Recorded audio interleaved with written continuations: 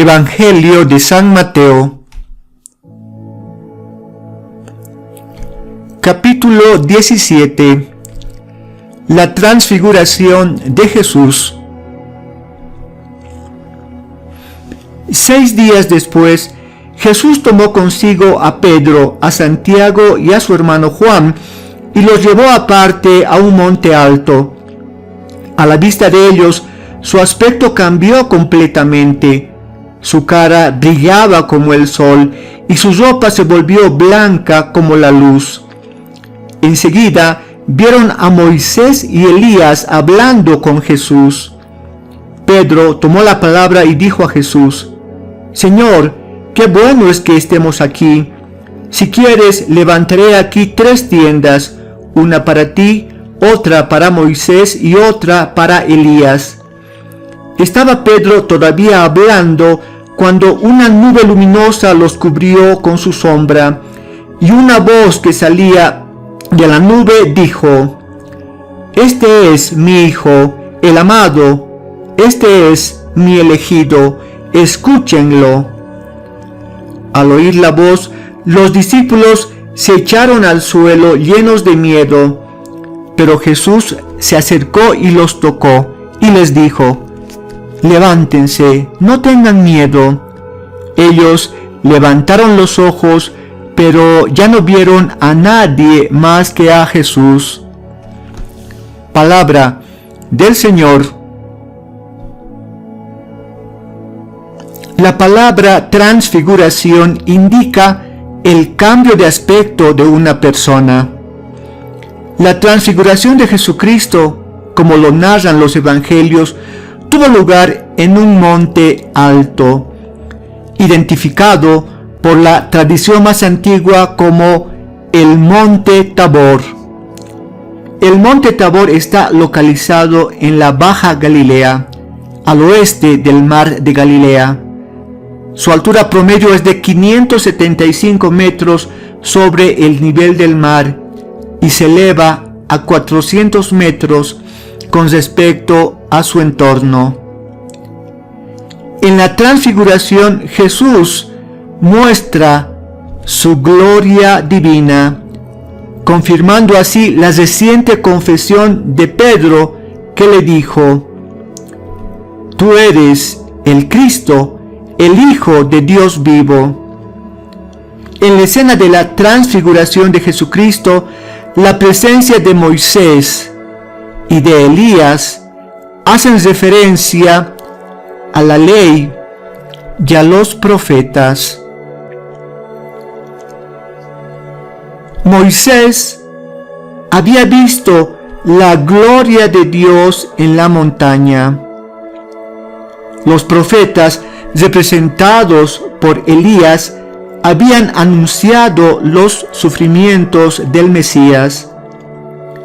La nube luminosa que los cubrió es el signo visible de la presencia de Dios.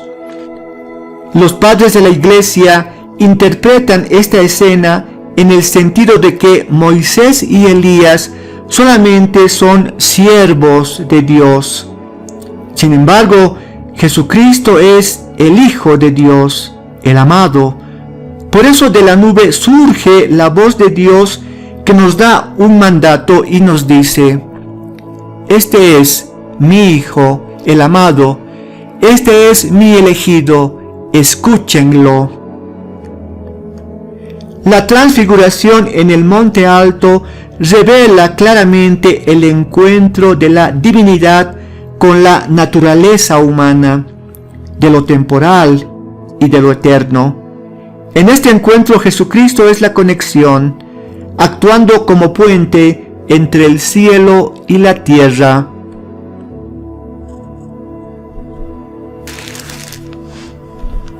Profecía del regreso del profeta Elías. Mientras bajaban del monte, Jesús les ordenó: No hablen a nadie de esta visión hasta que el Hijo del Hombre haya resucitado de entre los muertos. Los discípulos le preguntaron: ¿Por qué dicen los maestros de la ley que Elías ha de venir primero? Contestó Jesús: bien es cierto que Elías ha de venir para reordenar todas las cosas. Pero créanme, ya vino Elías, y no lo reconocieron, sino que lo trataron como se les antojó, y así también harán sufrir al Hijo del Hombre. Entonces los discípulos comprendieron que Jesús se refería a Juan el Bautista. Palabra del Señor. En el pasaje bíblico, Jesús hace referencia al regreso del profeta Elías. El profeta Elías fue llevado vivo en un carro de fuego al cielo. Así lo relata un pasaje bíblico que dice: mientras caminaban conversando, un carro de fuego con caballos de fuego se interpuso entre ellos, y Elías subió al cielo en un remolino. La memoria de Elías quedó arraigada entre los judíos, que esperaban su regreso, como lo anunciaba una profecía de Malaquías, y que decía: les voy a enviar al profeta Elías antes que llegue el día de Yahvé, que será grande y temible. Según esta profecía, Dios llevó a Elías en vida al cielo, para que regrese y realice una misión gloriosa al final de los tiempos. En este pasaje bíblico, las palabras de Jesús que dijo: Elías ya vino, pueden ser interpretadas en sentido espiritual, porque la firmeza de la predicación de Elías fue similar a la predicación de Juan el Bautista. Asimismo, algunos padres de la Iglesia consideran que esta profecía se cumplió en el momento que Elías apareció en el monte Tabor durante la transfiguración de Jesucristo.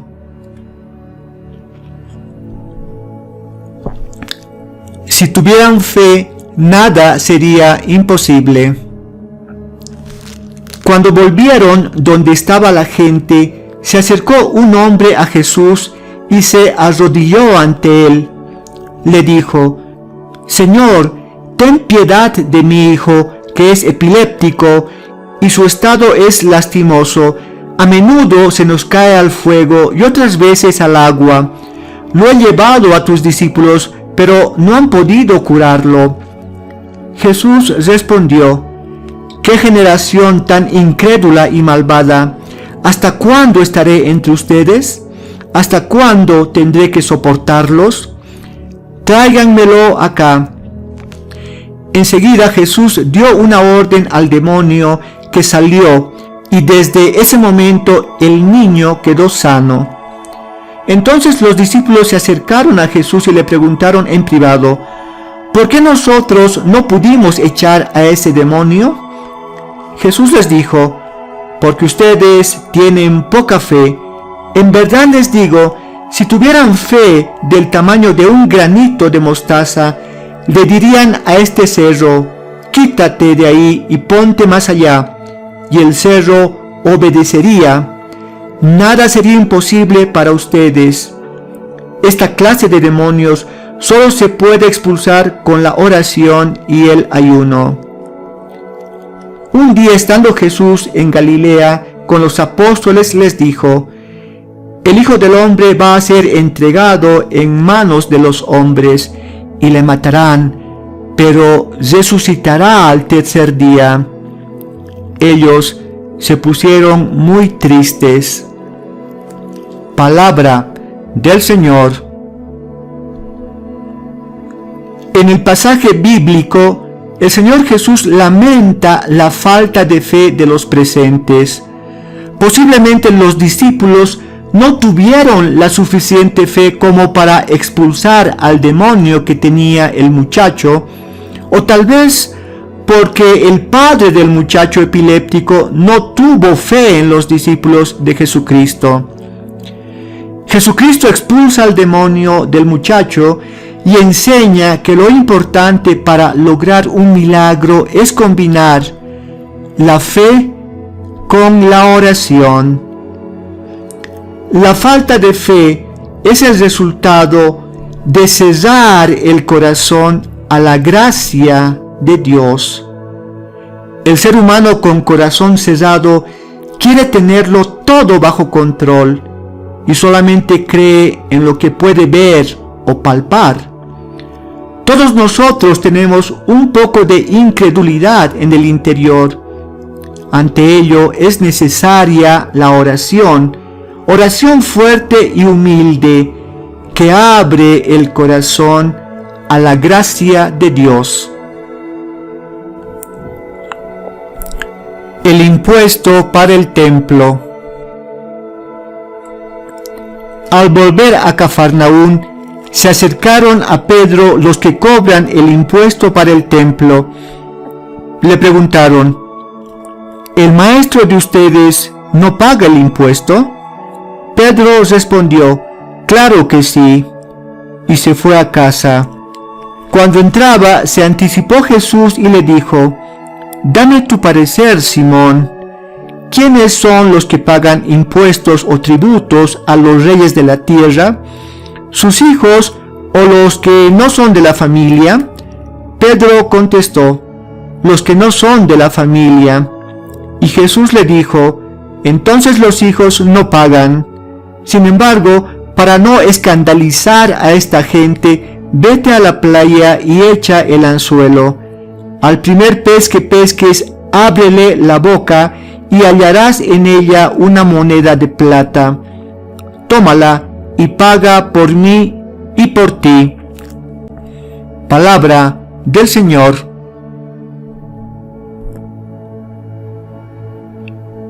El impuesto para el templo era un impuesto religioso dictaminado en el libro del Éxodo, capítulo 30, versículos del 11 al 16. Este impuesto, recolectado y administrado por los mismos israelitas, establecía que todo ciudadano israelita mayor de 20 años tenía que pagar anualmente un impuesto de medio ciclo, que en los tiempos de Jesucristo equivalía a 2 dracmas. En este pasaje bíblico, Jesús hace referencia a una moneda de plata sacada de la boca de un pez. Esta moneda de plata era el estáter y equivalía a 4 dracmas, valor que cubría el impuesto de Jesús y de Pedro. Aunque Jesús pudo haberse negado a pagar este impuesto porque era el Hijo de Dios que habitaba en el templo, decidió pagarlo para no escandalizar a nadie. El milagro de la moneda de plata en la boca del pez nos confirma la divinidad del Señor Jesucristo.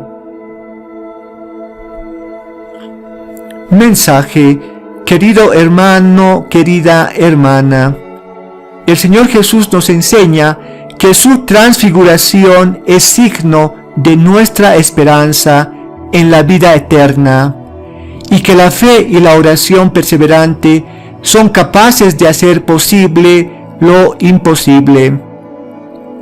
Que el Señor te bendiga.